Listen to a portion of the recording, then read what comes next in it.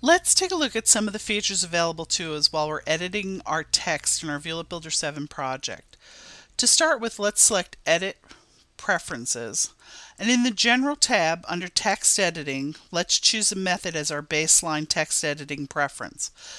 Edit in Place will allow us to edit text directly within our message object, whereas Use Text Editor will display a window on top of our message object that we would make our selections in and then click OK to apply them. For this example, we'll use Edit in Place. Now, for our first slide, let's go ahead and add some slide text using the slide text tool over here on the Objects toolbar. We'll draw a rectangle here. And as you notice, we're already having a blinking cursor show up inside of our message object. What this means is because we're using Edit in Place, we're ready to immediately start typing because we're in text edit mode. And we see a context-sensitive toolbar display as well for options that would allow us to work with different things while we're editing our text in text edit mode, such as setting our font to italics, underline, or bold. We could change the font type. We could change the font color, for example. We can change its size. We could change its alignment. We could also decide if we want to change its alignment from the top to the middle of the message itself or to the bottom of the message object itself. And we also have the ability to select text and set it as a hyperlink as well. For this particular example, we'll just put in the title, calling it Editing Sound 101. And then we're going to click off of the message object, the slide text. And then let's go ahead and click back on it. And you notice now we're not in text edit mode because we've just selected the slide text object itself, which displays a different second level toolbar with other options for the message object itself that we could use while not in text edit mode, such as wrapping the message object around the text. And then we can go ahead and move it down here over our button, and let's zoom out a little bit to see what this looks like. We'll click off, and then we can select both of these to get our alignment and distribution tools as well. And maybe we want to do something as simple as going ahead and centering everything on the slide. Now, this is just some of the basics that you can do while you're working with the slide text object itself and editing it. You can add as many message objects as you want on a slide, balloons, notes, slide text, it's up to you. For this example, we're just going to keep it simple and move on. So we're going to go over to slide 2, and then let's zoom in a little bit here and see what we have going on here. And this is actually the beginning of our demonstration. So what we'll probably work with here is the notes and the balloons. Now before we do this, let's go ahead and select Project and then Project Properties.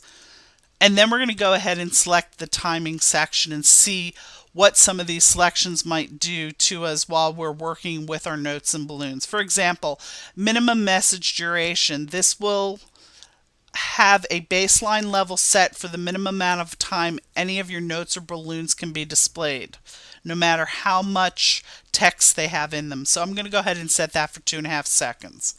We can change our reading speed. I'm going to go ahead and take it down to 175.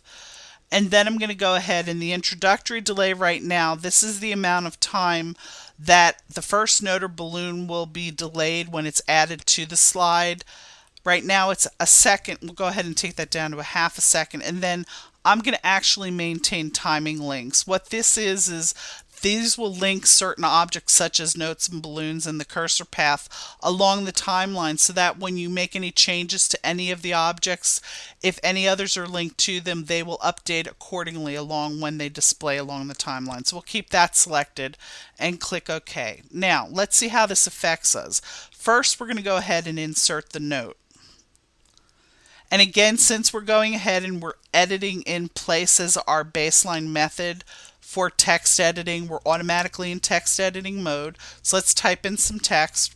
We'll go ahead and say this video shows how to edit sound.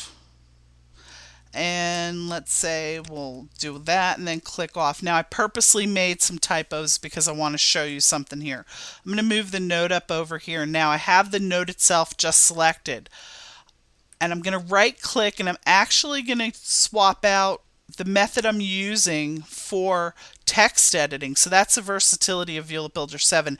It allows you to set a baseline preference for many things, but you can actually change them up on the fly while you're editing your project. So we're going to open up the text editor this time. The advantage of the text editor as opposed to the edit in place is that you can get at all of the options for editing while you're working with a message object, whether or not you're in text edit mode. So you remember while we were working with edit in place, we had two different states. We had, while we were in text edit mode, we had one context sensitive toolbar that would allow us to work with certain elements while we're editing the text itself. And then we had, when we had the object itself selected while not in text edit mode, we could actually get a different set of tools along that context sensitive toolbar for such things as maybe changing the object itself if we wanted to. Okay, we're going to keep this as a note. Changing the fill color, maybe we want to change it to this or maybe a lighter blue. Okay, but we also in the text editor though, we have all of these options available to us right here. So for example, maybe I want to go ahead and change the font to a different one. Go ahead and make the point size bigger. I can also edit out some text. I'm going to hit my delete key here. Okay, so those are the two methods you can use while you're working with your message objects and editing your text as well. Okay, so I'm going to go ahead and click OK. And you notice it updates. Again, now if we look along the timeline here, you'll see that this particular note has your introductory delay here of a half a second. Okay, this is the amount of time it's going to display based upon its calculated reading speed. And it's linked to the cursor path. This is where the cursor will start playing along the timeline. Okay, so pay attention to the timeline while you're working with your message objects and you're editing text and all as well to see what's going on here. Now, let's go ahead and tie everything up here with the introduction of a balloon, which will probably be the most common message object you will work with while you're working with your VLOOP Builder 7 projects. So again, I'm going to click here. I'm just going to pop the balloon in here. Now again, I got my second level toolbar because I'm editing in place. I can go ahead if I want, change the font, change the color, what have you. I'm going to keep it as it is right now, and I'm just going to type in some text here that says double click here, period. Now I can also go ahead and highlight some of the text here. Maybe I want this to be bolded, and then click off, select the balloon again, choose to change maybe where the pointer is. So for example, maybe the message type, I want the pointer to be here, and then I can go ahead and drag it to where I want. And I can resize it as well as needed, okay? And then click off. One other thing I want to point out too, if you do use style sheets, you can also set baseline preferences for message objects.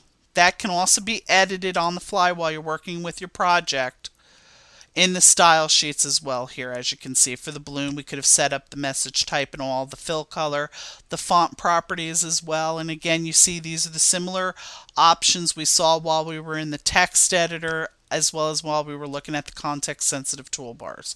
So those are the areas you want to explore in the tools while working with text objects and features and tools while editing text in your VLOOP Builder 7 project.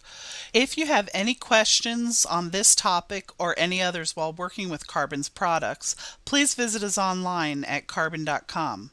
That's QARBON.com. Happy violeting!